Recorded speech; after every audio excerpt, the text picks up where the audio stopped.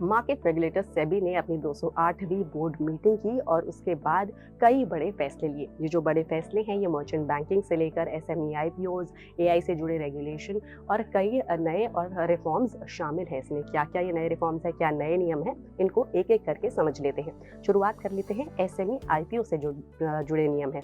तो यहाँ पे एसएमई आईपीओ से जुड़े नियम है उनको सख्त कर दिया है, क्योंकि हाल ही में देखा गया था कि एसएमई आईपीओज में काफ़ी गड़बड़ी चल रही थी, बेतहाशा ओवर सब्सक्रिप्शन यहाँ पे देखा जा रहा था। तो अब जो नए नियम है उसके मुताबिक अगर कोई भी एसएमई आईपीओ लेकर आने वाली है तो उनको डीआरएचपी यानी कि ड्राफ्ट रेड हेरिंग प्रोस्पेक्टस में जो 3 फाइनेंशियल ईयर होते हैं उसमें कम से कम 2 में कम से कम 1 करोड़ रुपए का ऑपरेटिंग प्रॉफिट दिखाना होगा। इसके अलावा जो कुल इशू साइज रहेगा एसएमई आईपीओ का उसमें से सिर्फ 20% ही ओएफएस रह सकता है, इससे ज़्यादा ओएफएस का एलिमेंट नहीं शामिल हो सकता। और जो शेयर होल्डर्स ओएफएस में अपनी होल्डिंग्स को बेच रहे हैं तो वो सिर्फ 50% होल्डिंग ही बेच सकते हैं, ये मैक्सिमम कैप है, इससे ज़्यादा होल्डिंग वो ओएफएस में नहीं बेच पाएंगे। अब आते हैं दूसरे चेंज पर जो कि मर्चेंट बैंकर्स से रिलेटेड है। तो यहाँ पर भी नियमों को थोड़ा सख्त कर दिया गया है।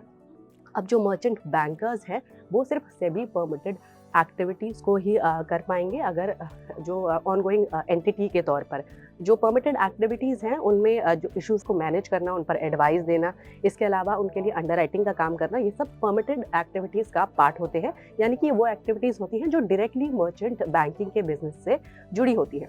अगर तो मर्चेंट बैंकर्स को इसके अलावा यानी परमिटेड एक्टिविटीज़ के अलावा कोई बिजनेस एक्टिविटी करनी है तो इसके लिए उन्हें अलग से बिजनेस एंटिटी सेटअप करनी होगी और ये काम एक अलग ब्रांड नेम के तहत करना होगा। यानी कि नॉन परमिटेड एक्टिविटीज़ अब आप अलग बिजनेस एक्टिविटी के अंडर ही कर पाएंगे। जो नॉन परमिटेड एक्टिविटीज़ हैं उनमें valuation, project advisory, stock broking और पोर्टफोलियो मैनेजमेंट जैसा काम शामिल है। हालांकि सेबी ने यह भी क्लियर कहा है कि अगर कोई वैल्यूएशन का काम अभी जारी है जो मर्चेंट बैंकर्स कर रहे हैं तो उसको पूरा किया जा सकता है, लेकिन फ्रेश वैल्यूएशन का काम जो है अलग तरह से बिजनेस एंटिटी बनाने पर ही, अलग एक लीगल एंटिटी बनाने पर ही किया जा सकेगा।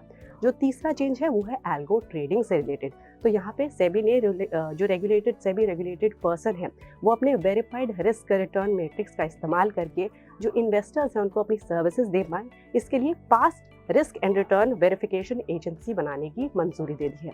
अब जो क्रेडिट रेटिंग एजेंसीज होंगी वो ही बेसिकली जो वेरिफिकेशन एजेंसी है उनका काम उनके तौर पर काम करेंगी, और जो रिकग्नाइज्ड स्टॉक एक्सचेंजेस हैं वो यहाँ पे डेटा सेंटर का काम करेंगी। तो इसमें होगा ये कि जो वेरिफिकेशन एजेंसी है, बेसिकली जो क्रेडिट रेटिंग एजेंसी है, वो SEBI authorised investment advisers, research analyst और जो एल्गो ट्रेडर्स हैं उनके रिस्क रिटर्न मैट्रिक्स को वेरीफाई करेंगी ताकि वो इनके इस्तेमाल से जो सर्विसेज हैं वो अपने इन्वेस्टर्स को दे सके। शुरुआत में जो वेरिफिकेशन एजेंसी है वो 2 महीने के पायलट प्रोजेक्ट बेसिस पर ये काम करेंगी। इसके अलावा एआई को लेकर भी सेबी ने रेगुलेटेड एंटिटीज़ को कहा है कि अगर आप एआई का इस्तेमाल कर रहे हैं तो आप ही रिस्पॉन्सिबल हैं उसके लिए।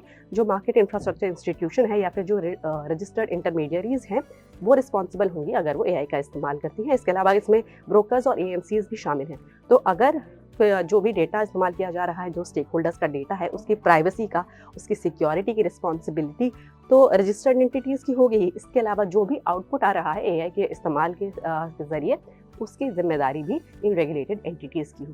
तो ये सारे चेंजेस हैं, ये जो नए नियम है सेबी लेकर आया है अपनी बोर्ड मीटिंग में। इनको लेकर आप क्या सोचते हैं? क्या इससे जो मार्केट है वो और मजबूत होगा, यहाँ पे सेफ्टी और बढ़ेगी? हमें कमेंट करके बताएं और आपके काम की ऐसी और जानकारी के लिए एनडीटीवी प्रॉफिट हिंदी को जरूर सब्सक्राइब करें।